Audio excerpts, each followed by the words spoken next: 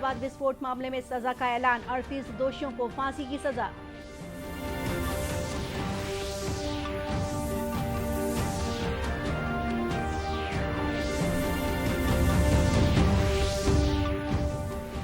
महासमुंद में सड़क हादसा, एक ही परिवार के 4 लोगों की मौके पर ही मौत।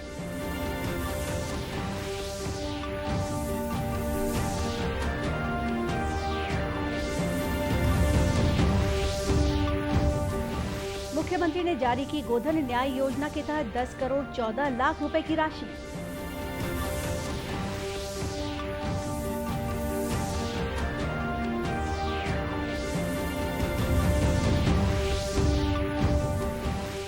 और छत्तीसगढ़ में कोरोना संक्रमण की दर में भारी गिरावट, कल केवल 421 मरीज सामने आए।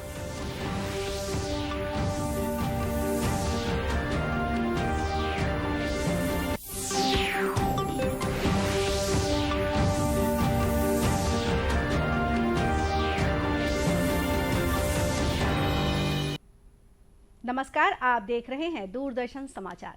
मैं हूं गोपा सान्याल। अब समाचार विस्तार से। अहमदाबाद की विशेष अदालत ने 2008 के विस्फोट मामले में 38 दोषियों को फांसी की सजा सुनाई है। इस घटना में 54 लोगों की मौत हो गई थी और 200 से अधिक घायल हो गए थे। विशेष न्यायाधीश AR पटेल ने जघन्यतम मामले में 11 दोषियों को मृत्यु पर्यंत आजीवन कारावास की सजा भी सुनाई है। ये सजा भारतीय दंड संहिता, गैर कानूनी गतिविधि निवारण अधिनियम और विस्फोटक पदार्थ अधिनियम तथा सार्वजनिक संपत्ति को क्षति पहुंचाने के कानून के तहत दी गई है। विशेष न्यायालय ने पीड़ित परिवारों को 1-1 लाख रुपए और गंभीर रूप से घायलों को 50-50 हजार रुपए के मुआवजे का आदेश दिया है। यह देश में पहली बार है कि 38 दोषियों को मृत्युदंड की सजा सुनाई गई है। इससे पहले विशेष न्यायालय ने सजा पर सुनवाई 11 और 14 फरवरी को की थी। अदालत ने 49 व्यक्तियों को इस मामले में दोषी पाया है। इस महीने की 8 तारीख को विशेष न्यायाधीश ने इस मामले में 28 लोगों को संदेह के आधार पर बरी कर दिया था। अहमदाबाद में ये विस्फोट 26 जुलाई 2008 को भीड़ वाले स्थानों पर हुए थे। इनमें 2 अस्पताल भी शामिल थे। उस दिन अहमदाबाद में विभिन्न स्थानों पर 1.5 घंटे में 23 विस्फोट हुए थे।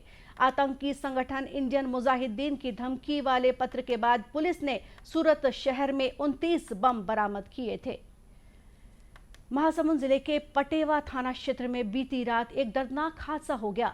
एक बाइक को अज्ञात वाहन ने ठोकर मार दी, जिससे बाइक में सवार 4 लोगों की मौत हो गई। मृतकों में 1 महिला और 3 युवक शामिल हैं। घटना झलप से तेंदुकोना जाने वाली रोड पर बड़े केल्या कला के पास हुई है। मृतकों में मां बेटा और उनके 2 रिश्तेदार शामिल हैं। परिजनों ने बताया कि बुगली बाई और उनका बेटा प्रेमलाल ढाकी एक फर्म में काम करते थे। घर में शादी थी तो उनके 2 रिश्तेदार जामलाल नागवंशी और हुमन लाल उन्हें बाइक से लेने आए थे और चारों एक ही बाइक पर सवार होकर बंसुला डबरी जा रहे थे।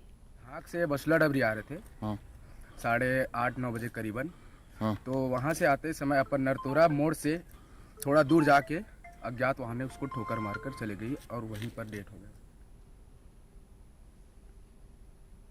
पटेवा थाना प्रभारी कुमारी चंद्राकर ने बताया कि पुलिस को रात 11 बजे घटना की सूचना मिली थी। मौके पर पुलिस पहुंची, तब तक चारों की मौत हो चुकी थी। कल रात्रि में 11 बजे लगभग थाने में सूचना आई कि बैरिकेड के पास एक मोटरसाइकिल एक्सीडेंट हो गया है, जिसमें 4 लोग पड़े हुए हैं रोड पे। तो सूचना पे पुलिस पार्टी तत्काल रवाना हुई।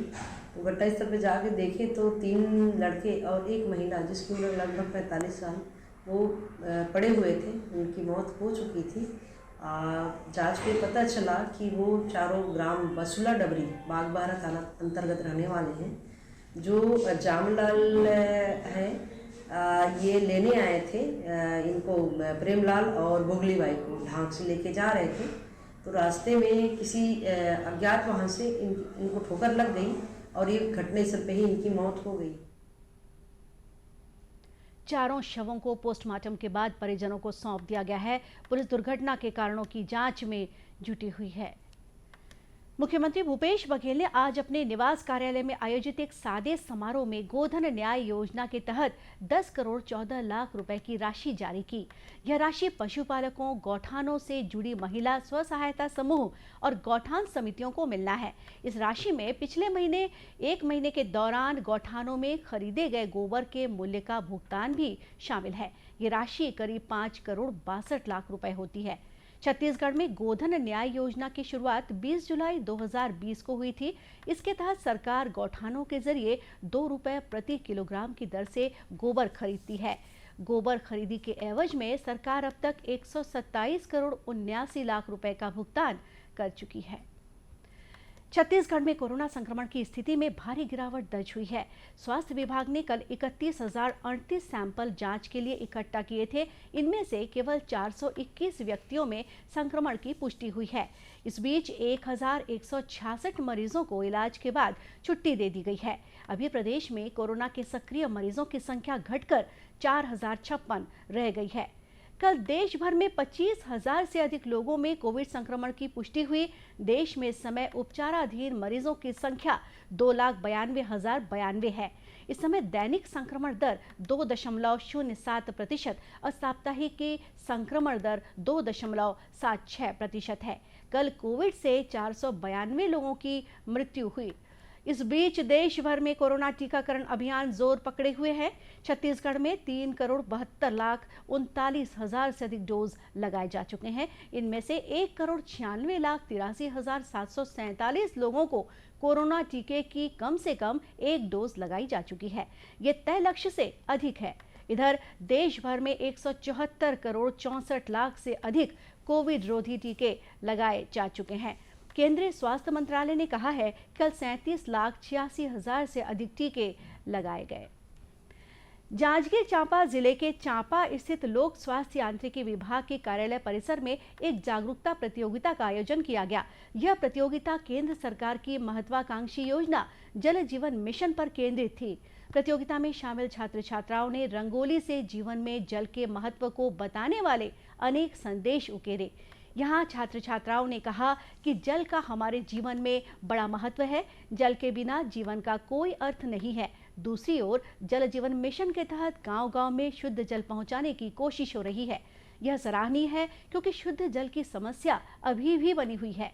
इससे हम रंगोली को बनाकर ये बताना चाहते हैं कि जल हमारे लिए बहुत महत्वपूर्ण है, जल को बचाया जाए। मैं एक पृथ्वी के अंदर भारत का नक्शा बनाई हूँ, जिससे और एक मतलब उससे जल बचाने के लिए मैं संदेश देना चाहती हूँ कि हम बच्चों के माध्यम से जल को बचाया जा सकता है। हम ही मतलब बड़े लोग को उत्साहित कर सकते हैं जल बचाने के लिए।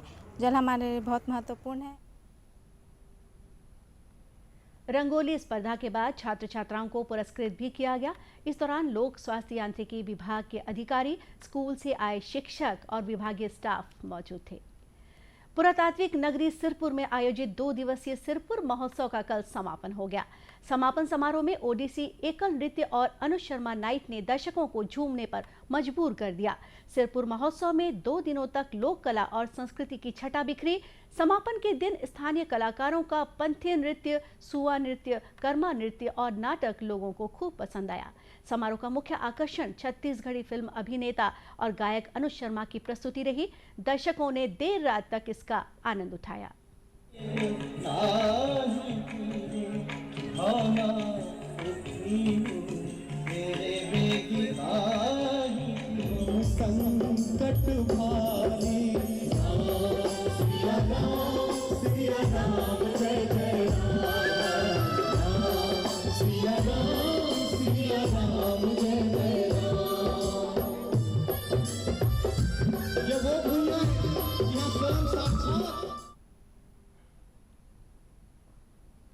समापन समारोह में पहुंचे गृह मंत्री ताम्रध्वज साहू ने कहा कि सरकार ने 3 सालों में छत्तीसगढ़ की कला और संस्कृति को सहेजने का काम किया है। सिरपुर को विश्व धरोहर में लाने लगातार काम किया जा रहा है। और ऐतिहासिक दृष्टिकोण से अपना एक स्थान रखता है, महत्व रखता है। और सिरपुर महोत्सव के रूप में लगातार कार्यक्रम का हर वर्ष आयोजन होता आया है।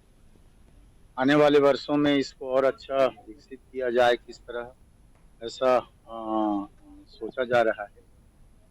हमारी सरकार बनने के बाद हमारे मुख्यमंत्री माननीय भूपेश बघेल जी ने निर्देशित किया और हम लोगों ने इस दिशा में काम पूरे छत्तीसगढ़ के अंदर जहां भी धार्मिक महत्व के, पुरातत्व के महत्व के, ऐतिहासिक महत्व के, पर्यटन के रूप में महत्व रखने वाले जो जगह हैं, चिन्हांकित पहले से थे बहुत, लेकिन नए सिरे से उनको एक्सरसाइज किया गया और उनके विकास के लिए रचना प्रारंभ की गई।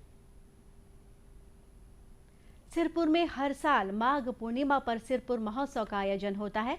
इस समारोह में छत्तीसगढ़ और प्रदेश से बाहर के भी कलाकार अपनी कला का रंग बिखेरने आते हैं। दशकों आज़ादी के लिए भारत का शानदार संघर्ष आधुनिक विश्व के महानतम संघर्षों में से एक है। दूरदर्शन समाचार इतिहास की धारा बदलने वालों की झलक रोजाना आपके लिए लेकर आ रहा है।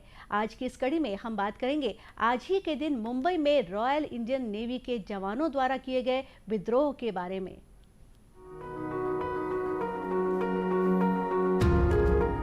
12 फरवरी के दिन ही 1946 में रॉयल इंडियन नेवी के जवानों ने मुंबई में विद्रोह शुरू कर दिया। रॉयल इंडियन नेवी की हड़ताल ऐसे समय में हुई जब भारत छोड़ो आंदोलन की शुरुआत के कारण और द्वितीय विश्व युद्ध की समाप्ति के साथ भारतीय राष्ट्रवादी भावना अपने चरम पर थी। विद्रोह की शुरुआत नौसेना के पोत HMIS तलवार से हुई थी।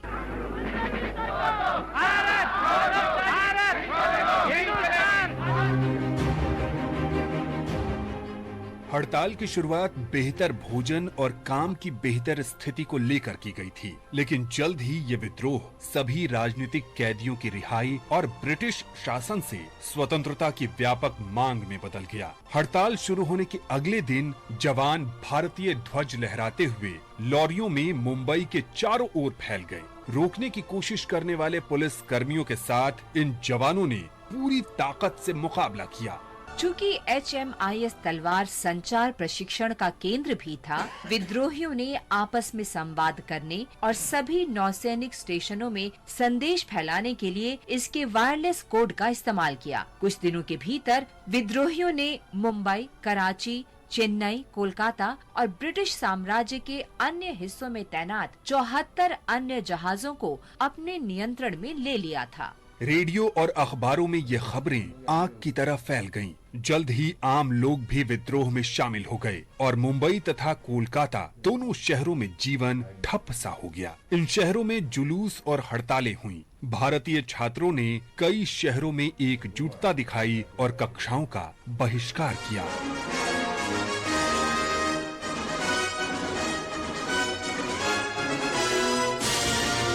ब्रिटिश पुलिस ने क्रूरतापूर्वक कार्रवाई करते हुए प्रदर्शनकारियों पर गोलियां बरसाईं, जिसमें सैकड़ों भारतीय नागरिक मारे गए और हजारों घायल हो गए।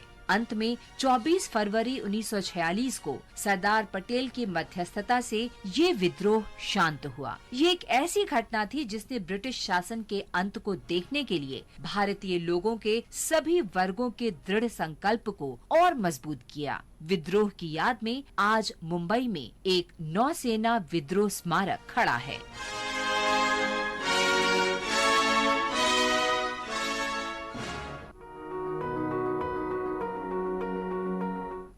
दूरदर्शन केंद्र रायपुर से प्रसारित होने वाले प्रादेशिक समाचार को आप YouTube पर भी देख सकते हैं। हमारे YouTube channel Chhattisgarh DD news पर प्रादेशिक समाचार उपलब्ध रहेगा। YouTube चैनल का लिंक और QR कोड आप स्क्रीन पर देख सकते हैं। अपने एंड्रॉइड फ़ोन से QR कोड स्कैन कर आप छत्तीसगढ़ DD न्यूज़ लिंक पर जा सकते हैं। इसके अलावा छत्तीसगढ़ DD न्यूज़ फेसबुक और ट्विटर पर भी उपलब्ध है। अंत में मुख्य समाचार एक बार फिर। अहमदाबाद विस्फोट मामले में सजा का ऐलान, 38 दोषियों को फांसी की सजा।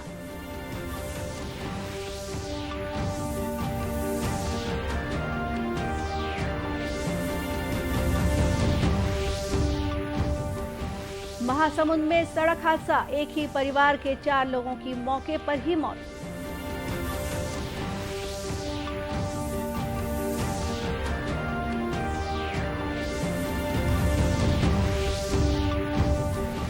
मुख्यमंत्री ने जारी की गोधन न्याय योजना के तहत 10 करोड़ 14 लाख रुपए की राशि।